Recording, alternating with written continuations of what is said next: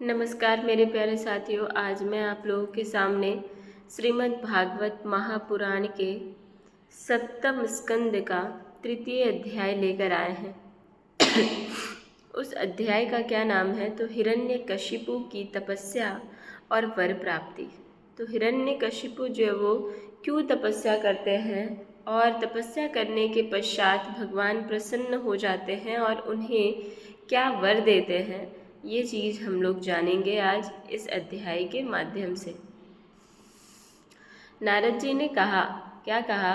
युधिष्ठिर, अब हिरण्यकशिपु ने यह विचार किया कि मैं अजेय, अजर, अमर और संसार का एक छत्र सम्राट बन जाऊं, जिससे कोई मेरे सामने खड़ा तक ना हो सके। ऐसा जो है वो विचार किया। इसके लिए वह मंदराचल की एक घाटी में जाकर अत्यंत दारुण, अत्यंत कठिन तपस्या करने लगा। वहाँ हाथ ऊपर उठाकर आकाश की ओर देखता हुआ वह पैर के अंगूठे के बल पृथ्वी पर खड़ा हो गया। उसकी जटाएं ऐसी चमक रही थी जैसे प्रलय काल के सूर्य की किरणें। जब वह इस प्रकार तपस्या में संलग्न हो गया, तब देवता लोग अपने अपने स्थानों और पदों पर पुनः प्रतिष्ठित हो गए। बहुत दिनों तक तपस्या करने के बाद उसकी तपस्या की आग धुएं के साथ सिर से निकलने लगी। वह चारों ओर फैल गई और ऊपर नीचे तथा अगल बगल के लोगों को जलाने लगी। उसकी लपट से नदी और समुद्र खिलौने लगे, खिलौने नहीं खोलने लगे। द्वीप और पर्वतों के सहित पृथ्वी डगमगाने लगी। ग्रह और तारे टूट टूट कर गिरने लगे तथा दसों दिशाओं में मानो आग लग गई। हिरण्यकशिपु की उस तपोमयी आग की लपटों से स्वर्ग के देवता भी जलने लगे। वे घबराकर स्वर्ग से ब्रह्मलोक में गए और ब्रह्मा जी से प्रार्थना करने लगे। क्या प्रार्थना किए? हे देवताओं के भी आराध्य देव जगतपति ब्रह्मा जी, हम लोग हिरण्यकशिपु के तप की ज्वाला से जल रहे हैं। अब हम स्वर्ग में नहीं रह सकते हैं। हे अनंत, हे सर्वाध्यक्ष, यदि आप उचित समझे तो अपनी सेवा करने वाली जनता का नाश होने के पहले ही यह ज्वाला शांत कर दीजिए। भगवान, आप सब कुछ जानते ही हैं, फिर भी हम अपनी ओर से आपसे यह निवेदन कर देते हैं कि वह किस अभिप्राय से यह घोर तपस्या कर रहा है ना? इसलिए हम आपको जो है वो निवेदन कर दे रहे हैं। वैसे तो आप सब कुछ जानते हैं, सब कुछ समझते हैं, लेकिन फिर भी मैं निवेदन कर देना आवश्यक समझ रहा हूँ, इसलिए मैं निवेदन कर रहा हूँ। सुनिए, उसका विचार है कि जैसे ब्रह्मा जी अपनी तपस्या और योग के प्रभाव से इस चराचर जगत की सृष्टि करके सब लोकों से ऊपर सत्य लोक में जाकर विराजमान हो गए, वैसे ही मैं भी अपनी उग्र तपस्या और योग के प्रभाव से वही पद और स्थान प्राप्त कर लूँगा। इसका जो हिरण्यकशिपु का जो मुख्य ध्येय है यही है, क्योंकि समय असीम है और आत्मा नित्य है। एक जन्म में नहीं, अनेक जन्म, एक युग में नहीं, न सही अनेक युगों में अपनी तपस्या की शक्ति से मैं पाप पुण्य आदि के नियमों को पलटकर इस संसार में ऐसे उलट फेर कर दूंगा जैसे पहले कभी नहीं था। ऐसा किसका सोच है? हिरण्यकशिपु का। वैष्णवादी पदों में तो रखा ही क्या है, क्योंकि कल्प के अंत में उन्हें भी काल के गाल में चला जाना पड़ता है। हमने सुना है कि ऐसा हट करने की वह घोर तपस्या में जुटा हुआ है। ऐसा देवता लोग जो है वो ब्रह्मा जी के पास कह रहे हैं। आप तीनों लोकों के स्वामी हैं, अब आप जो उचित समझे वही करें। ब्रह्मा जी, आपका यह सर्वश्रेष्ठ परमेष्ठी पद ब्राह्मण एवं गौओं की वृद्धि, कल्याण, विभूति, कुशल और विजय के लिए है। यदि यह हिरण्यकशिपु के हाथ में चला गया तो सज्जनों पर संकटों का पहाड़ टूट पड़ेगा। युधिष्ठिर, जब देवताओं ने भगवान ब्रह्मा जी से इस प्रकार निवेदन किया तब वे भृगु और दक्ष आदि प्रजापतियों के साथ हिरण्यकशिपु के आश्रम पर गए। वहां जाने पर पहले तो वे उसे देख ही नहीं सके, क्योंकि दीमक की मिट्टी, घास और बांसों से उसका शरीर ढक गया था। चींटियां उसकी मेदा, त्वचा, मांस और खून चाट गई थी। बादलों से ढके हुए सूर्य के समान वह अपनी तपस्या के तेज से लोगों को तपा रहा था। उसको देखकर ब्रह्मा जी भी विस्मित हो गए। उन्होंने हंसते हुए कहा, क्या कहा ब्रह्मा जी ने? बेटा हिरण्यकशिपु, उठो उठो, तुम्हारा कल्याण हो। कश्यप नंदन, अब तुम्हारी तपस्या सिद्ध हो गई। मैं तुम्हें वर देने के लिए आया हूँ। तुम्हारी जो इच्छा हो बेखट के मांग लो। ऐसा ब्रह्मा जी कह रहे हैं। मैंने तुम्हारे हृदय का अद्भुत बल देखा। अरे डांसों ने तुम्हारी देह खा डाली, यानी मच्छर इत्यादि जो भी होते हैं वो तुम्हारी देह को खा डाली है, फिर भी तुम्हारे प्राण हड्डियों के सहारे टिके हुए हैं। ऐसी कठिन तपस्या न तो पहले किसी ऋषि ने की थी और न आगे ही कोई करेगा।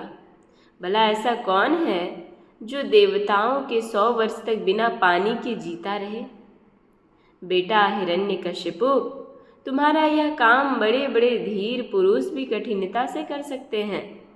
तुमने इस तपोनिष्ठा से मुझे अपने वश में कर लिया है। दैत्य शिरोमणे, इसी से प्रसन्न होकर मैं तुम्हें जो कुछ मांगो दिए देता हूँ।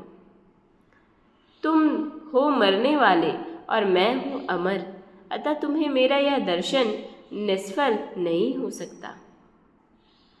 नारद जी कहते हैं युधिष्ठिर जी से कि युधिष्ठिर जी, इतना कहकर ब्रह्मा जी ने उसके चींटियों से खाए हुए शरीर पर अपने कमंडलू का दिव्य एवं अमोघ प्रभावशाली जल छिड़क दिया।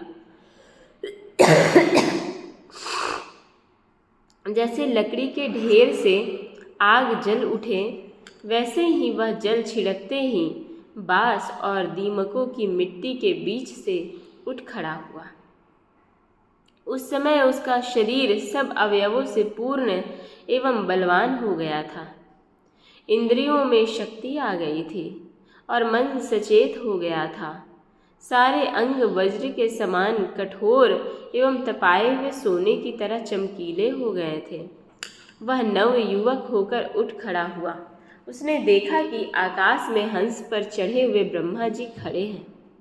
उन्हें देखकर उसे बड़ा आनंद हुआ। अपना सिर पृथ्वी पर रखकर उसने उनको नमस्कार किया।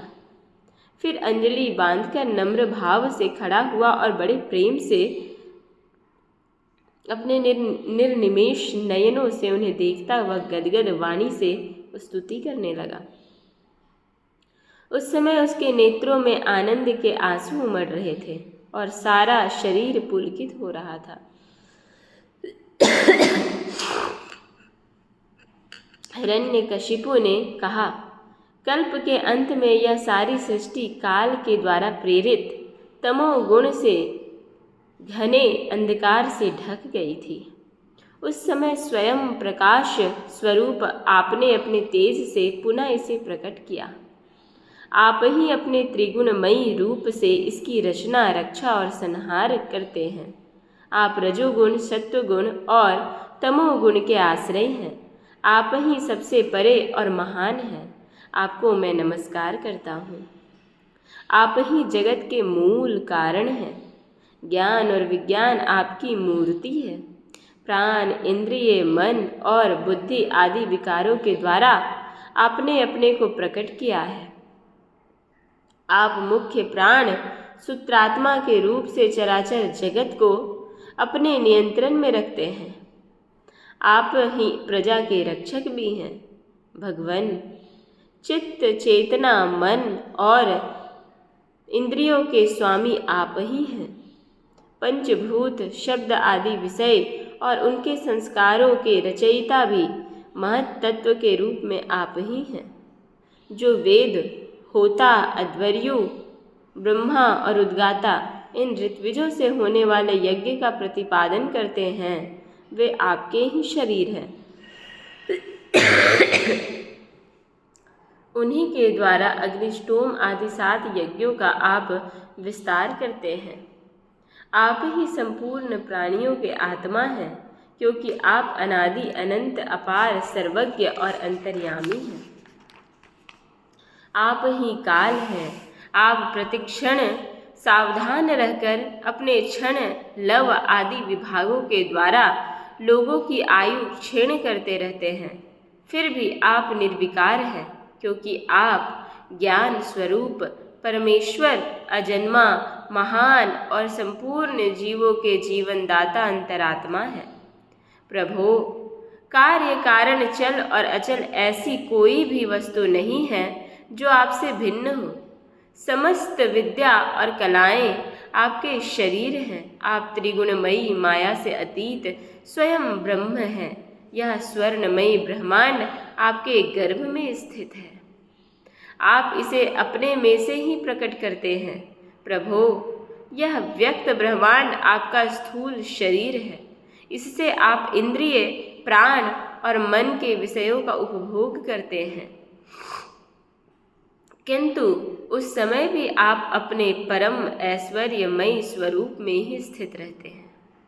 वस्तुतः आप पुराण पुरुष, स्थूल सूक्ष्म से परे ब्रह्म स्वरूप ही हैं।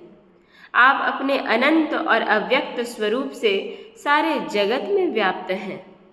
चेतन और अचेतन दोनों ही आपकी शक्तियाँ हैं। भगवान, मैं आपको नमस्कार करता हूँ। प्रभु, आप समस्त वरदाताओं में श्रेष्ठ हैं। यदि आप मुझे अभिष्ट वर देना चाहते हैं तो ऐसा वर दीजिए कि आपके बनाए हुए किसी भी प्राणी से, चाहे वह मनुष्य हो या पशु प्राणी हो या अप्राणी, देवता हो या दैत्य अथवा नाग आदि, किसी से भी मेरी मृत्यु न हो। भीतर बाहर, दिन में रात्रि में आपके बनाए प्राणी के अतिरिक्त और भी किसी जीव से, अस्त्र शस्त्र से, पृथ्वी या आकाश में कहीं भी मेरी मृत्यु न हो। युद्ध में कोई मेरा सामना न कर सके। मैं समस्त प्राणियों का एक छत्र सम्राट हूँ। इंद्र आदि समस्त लोकपालों में जैसी आपकी महिमा है, वैसी ही मेरी भी हो। तपस्वियों और योगियों को जो अक्षय ऐश्वर्य प्राप्त है, वही मुझे भी दीजिए। इस प्रकार से हिरण्यकशिपु वरदान मांग रहा है, और वरदान मांगते मांगते यह अध्याय जो है वो समाप्त हो गया। और यह अध्याय समाप्त हो गया। इसके अगले अध्याय को हम लोग अगले एपिसोड में देखेंगे। ओम।